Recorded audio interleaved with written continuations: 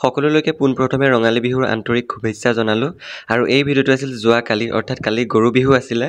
কিছু অসুবিধাৰ বাবে মই কালি ভিডিঅ'টো এডিট কৰিব নোৱাৰিলোঁ সেয়েহে আজি এডিট কৰি আপলোড কৰিছোঁ আৰু আজি ঘৰৰ সকলোখিনি কাম ময়ে কৰিব লাগিব মায়ে কৰিব নোৱাৰে সকলোখিনি নিয়ম নীতিৰ পৰা ধৰি সকলো ময়ে কৰিব লাগিব আৰু সেয়েহে আমাৰ ওচৰৰ খুৰীগৰাকী আহি মোক অলপ সহায় কৰি দিলে মানে এই মাহ হালধিখিনি খুন্দি দিলে গৰু নোৱাবৰ কাৰণে আৰু বাকী থকা কামখিনি ময়ে কৰিব লাগিব এয়া জনা নজনা সেইটো পিছৰ কথা কিন্তু কৰিবতো লাগিবই যেহেতু ঘৰত গৰু আছে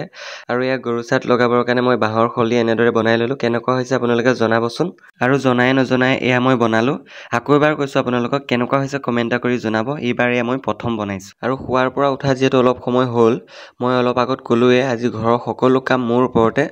সেয়েহে কাম কৰি থাকোঁতে মই চাহ একাপ খাবলৈও পাহৰিছিলোঁ এতিয়া চাহ একাপ খাই লওঁ আৰু এতিয়া চাহ খাই আহিলোঁ মই কলপাত এখিলা কাটিবৰ বাবে মাহ হালধিখিনি থ'বৰ বাবে আৰু এখন হাতে ভিডিঅ'টো কৰি আছোঁ ভিডিঅ'টো মই পইচা পাম বুলি কৰা নাই স্মৃতি হিচাপত থাকি যাবৰ কাৰণে মই ভিডিঅ'বোৰ কৰি আছোঁ এয়া গৰু চাটৰ বাবে যি লাগে সকলোখিনি মই কাটি ল'লোঁ কিন্তু ইয়াত জাতিলাওটোহে নাপালোঁ আৰু এতিয়া আহি আছোঁ মই নদী পাৰলৈ আৰু এইফালে আমাৰ মামাহঁতৰ ল'ৰাটো গৈ আছে আমাৰ গৰুজনী এনেদৰে খেদি লৈ গৈ আছে এয়া পাই গ'লোহি নদীত ইয়াত সকলোখিনিয়ে গা ধুৱাই আছে মইহে অহা অলপ দেৰি হ'ল একো কথা নাই যিহেতু ঘৰত সকলোখিনি কাম ময়ে কৰি আহিছোঁ সেয়েহে অলপ দেৰি হৈছে আৰু এইফালে আছে আমাৰ মামাই গৰুখিনি খেদি আছে